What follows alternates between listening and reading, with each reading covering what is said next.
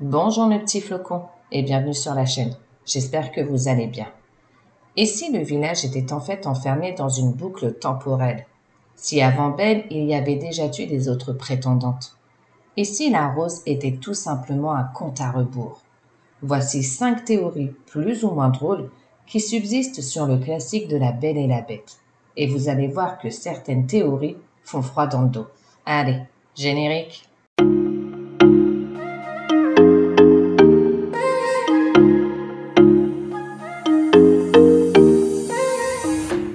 Tout le monde connaît La Belle et la Bête, où un jeune prince est maudit par une enchanteresse pour son comportement épouvantable. L'enchanteresse dit que la bête aura jusqu'à ses 21 ans pour briser le sort, et seulement s'il apprend à aimer et à se faire aimer en retour.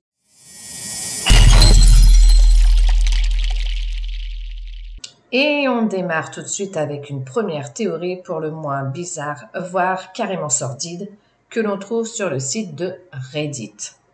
Elle suggère que l'enchanteresse aurait plutôt dit à la bête qu'elle aurait 21 ans dès le premier jour de l'enchantement pour apprendre à aimer. Selon cette même théorie, la bête aurait aménagé une pièce pour l'arrivée d'une femme. Il aurait tenté à plusieurs reprises de trouver une femme qu'il aime, mais a échoué pendant des années. Plusieurs fans soutiennent cette théorie, car il est vrai qu'une armoire avec des robes de femmes attend dans la chambre de Belle. Mais si cette théorie est assez appréciée des fans, qu'est-il arrivé aux femmes que la bête a essayé de séduire? Dans La Belle et la Bête 2, on voit que la bête est prête à jeter Belle dans le donjon, tout comme dans le premier volet où la bête hurle sur Belle lorsque celle-ci ne veut pas manger avec lui. Eh bien, si pour les autres femmes, il en était de même. La bête aurait très bien pu les laisser mourir de faim.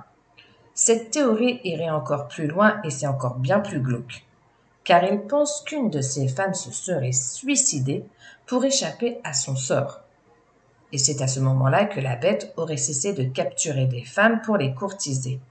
Bien sûr, ce n'est qu'une théorie et non une vérité. Mais malgré tout, cette théorie est pas mal appréciée par les internautes plus ou moins fans de ce grand classique.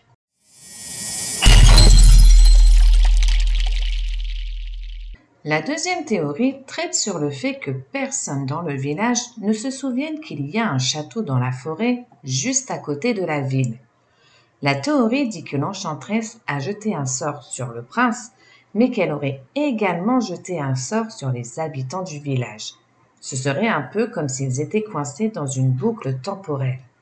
Cependant, il semblerait que Belle et Maurice ne soient pas affectés par ce sort, car quand le sort a été jeté, il ne faisait pas encore partie du village, ce qui fait que Belle peut se promener dans le village sans lever la tête pour regarder où elle va.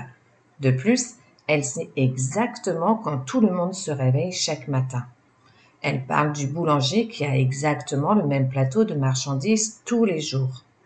La théorie suggère aussi que c'est la raison pour laquelle les villageois ne remarquent jamais que certains membres de leur famille qui vivent ou travaillent dans le château ont disparu depuis près d'une décennie.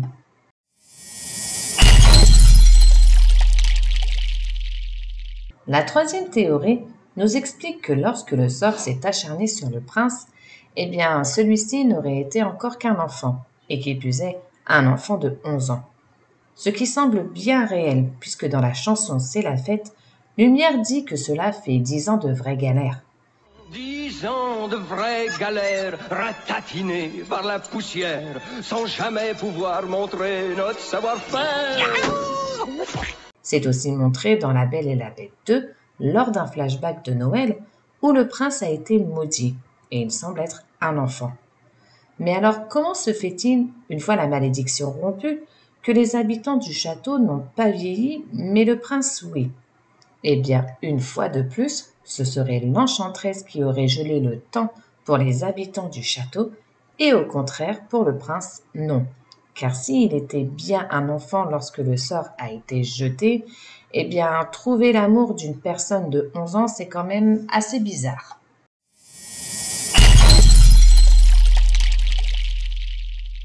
Cette quatrième théorie va dans le sens de la précédente, et elle nous parle du fameux tableau que Belle voit dans la chambre de la bête. En effet, C'est comme dans la précédente théorie, le prince avait 11 ans lorsqu'il a été maudit. Eh bien, pourquoi le portrait qui est dans sa chambre le représente en homme et surtout le même visage qu'à la toute fin du film? Eh bien, tout simplement parce que celui-ci est enchanté. Le tableau vieillit aux côtés de la bête en lui montrant à quoi il ressemblerait en tant qu'humain année après année, comme une seconde humiliation ou au contraire un cadeau pour le pousser à briser ce sort. Et c'est pourquoi la bête a l'air si colérique lorsqu'elle voit le tableau et le déchire. Le tableau représente tout ce qu'il pourrait être et ce qu'il pourrait surtout perdre s'il ne parvient pas à rompre le charme.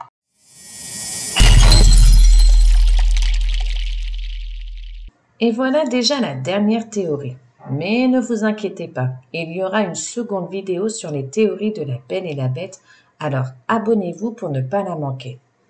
Donc cette dernière théorie suggère tout simplement que la rose ne se fane pas selon la durée de la malédiction, mais c'est plus un compte à rebours jusqu'à la fin de la malédiction. La rose perçoit que si la malédiction n'est pas levée, la bête et les serviteurs du château ne survivraient pas. Voilà mes petits flocons pour ces 5 premières théories sur la Belle et la Bête. Je vous prépare une seconde vidéo sur d'autres théories, plus ou moins loufoques, et il y en a vraiment des qui sont loufoques. Donc abonnez-vous si vous ne voulez pas louper cette vidéo. Dites-moi en commentaire quelle est votre théorie préférée parmi celles que je viens de vous citer. Et sur ce, je vous souhaite de passer une journée magique, je vous fais des bisous et je vous dis ciao!